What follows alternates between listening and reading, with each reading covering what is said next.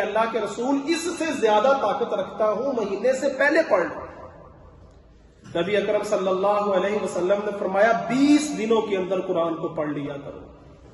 اس نے کہا اللہ کے رسول اس سے بھی زیادہ طاقت ہے، فرمایا 15 دنوں کے اندر قرآن کو پڑھ لیا کرو۔ فرمایا اس سے بھی زیادہ میرے اندر طاقت ہے، فرمایا 10 دنوں کے اندر قرآن کو پڑھ لیا کرو۔ فرمایا اس سے بھی زیادہ میرے اندر طاقت ہے، تو نبی اکرم صلی اللہ علیہ وسلم نے فرمایا کہ 7 دنوں کے اندر قرآن کو پڑھا کرو۔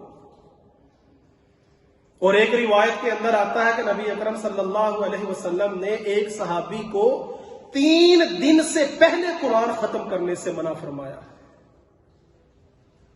اور اگر کسی نے ایسا کیا، نبی صلی اللہ علیہ وسلم کا فرمان ہے کہ اس نے پھر قرآن کو سمجھا نہیں ہے، قرآن کے الفاظ اور معنی کے اوپر اس نے غور و فکر نہیں کیا۔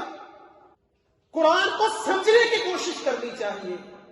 اس بات کے ہم انکاری نہیں کہ سادہ قرآن پڑھنے سے بھی انسان کو اجر و ثواب ملتا ہے، ایک ایک حرف کے بدلے اللہ تعالیٰ 10 نیکیاں اس کے نامہ اعمال کے اندر درج کر دیتے ہیں۔ اور کچھ ہمارے احباب وہ بھی ہیں جن کی ساری زندگی گزر گئی، بڑھاپے کے اندر چلے گئے، لیکن قرآن پڑھنا نہیں آتا۔ یہ ہمارا تعلق ہے قرآن کے ساتھ۔ اگر آپ میں سے کوئی بندہ اللہ کے ساتھ اپنے تعلق کو معلوم کرنا چاہتا ہے کہ میرا اللہ کے ساتھ تعلق کتنا مضبوط ہے، تو پھر وہ یہ اندازہ لگائے کہ اس کا تعلق قرآن کے ساتھ کتنا مضبوط ہے۔ اپنے تعلق کو قرآن کے ساتھ مضبوط کرو، اللہ کے ساتھ تعلق مضبوط ہو جائے گا۔ ہم نے قرآن کو گھروں کے اندر سجایا ہوا ہے، اچھے اچھے اور خوبصورت غلافوں کے اندر چھپا کر برکت کے لیے رکھا ہوا ہے۔ ہاں، یہ کتاب باعث برکت بھی ہے۔ جس گھر کے اندر اس کتاب کی تلاوت کی جاتی ہے، نبی صلی اللہ علیہ وسلم کا فرمان موجود ہے کہ وہ گھر وسیع ہو جاتا ہے، وسعت والا ہو جاتا ہے، اور جس گھر کے اندر اس قرآن کی، اس کلام کی تلاوت نہیں کی جاتی، وہ گھر وسیع ہونے کے باوجود بھی تنگ ہو جاتا ہے۔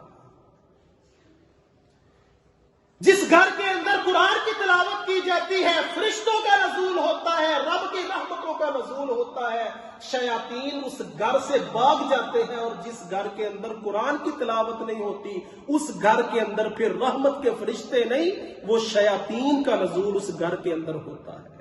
اور پھر ہمارے گھروں کی حالت یہ ہوتی ہے کہ ہمیں رات کو ڈر لگتا ہے، ہمارے بچے کمرے سے باہر واش روم تک نہیں جا سکتے، رات کو طرح طرح کی آوازیں ہمیں سنائی دیتی ہیں۔ تو میرے محترم بھائیوں، جب گھروں کو ہم قبرستان بنائیں گے، گھروں کے اندر نہ اللہ کا ذکر ہوگا، نہ رب کے قرآن کی تلاوت ہوگی، نہ ہم نماز کا اہتمام گھر کے اندر کریں گے، تو پھر ہمارے گھروں کے اندر شیاطین ڈیرے لگائیں گے، پھر ہمارے گھر بے رونق ہو جائیں گے۔ بڑا وسیع گھر ہے، لیکن وسعت کے باوجود وہ گھر ہمارے لیے تنگ کر دیا جائے گا۔ اللہ اکبر۔ حضرت عثمان رضی اللہ تعالی عنہ بڑا قرآن مجید کے ساتھ لگاؤ تھا، اور اس لگاؤ کی مثال آپ یوں لیجئے کہ حضرت عثمان کی موت، شہادت واقع ہوئی تو قرآن مجید کی تلاوت کرتے ہوئے ہوئی، اور یہ قرآن حضرت عثمان کی شہادت کی گواہی دے گا قیامت کے دن۔ اور حضرت عثمان رضی اللہ تعالیٰ عنہ کہا کرتے تھے، وہ انسان ہی نہیں ہے جس انسان نے دن کے وقت یا رات کے وقت قرآن مجید کی تلاوت نہیں کی۔ اور اللہ رب العزت سے یہ دعا بھی کیا کریں کہ اللہ رب العزت ہمیں قرآن کو اپنا اوڑھنا اور بچھونا بنانے کی توفیق عطا فرمائے۔ اللہ رب العزت اس قرآن کو ہماری آنکھوں کی ٹھنڈک اور دلوں کی بہار بنا دے۔ میرے محترم بھائیوں، قرآن مجید کے ساتھ اپنے تعلق کو مضبوط کریں۔ اس ماہ رمضان کی برکات قرآن کی وجہ سے ہے۔ قرآن مجید کا نزول اللہ رب العزت نے اس ماہ مبارک کے اندر کیا ہے۔ شہر رمضان الذی انزل فیہ القرآن ھدی للناس وبینات من الھدی والفرقان۔ یہ کتاب قرآن مجید اللہ رب العزت نے رمضان المبارک کے مہینے کے اندر نازل فرما کر اس کو ہدایت بنا دیا ہے۔ لوگ ہدایت تلاش کرتے ہیں، کبھی کسی کے در، کبھی کسی کے در، کبھی اس کے در، کبھی کس کے در۔